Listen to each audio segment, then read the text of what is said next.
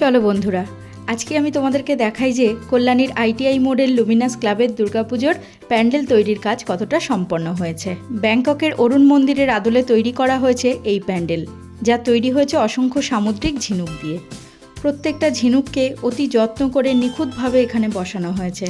বিগত কয়েক বছর ধরে এই পুজোটা মানুষের আকর্ষণের কেন্দ্রবিন্দু হয়ে দাঁড়িয়েছে। অসংখ্য অগণিত দর্শনার্থী সমাগম হয় এই প্যান্ডেলে। বিভিন্ন জেলা থেকেও মানুষের ঢল নামে আমাদের কল্যাণীর এই পুজোটা দেখার জন্য যারা প্ল্যান করছো তাদেরকে বলি তোমরা চলে এসো আর স্বচক্ষে দেখে উপভোগ করো এই দুর্গাপুজো। আর ভিডিওটা ভালো লেগে থাকলে একটা লাইক, শেয়ার আর কমেন্ট করে দিও।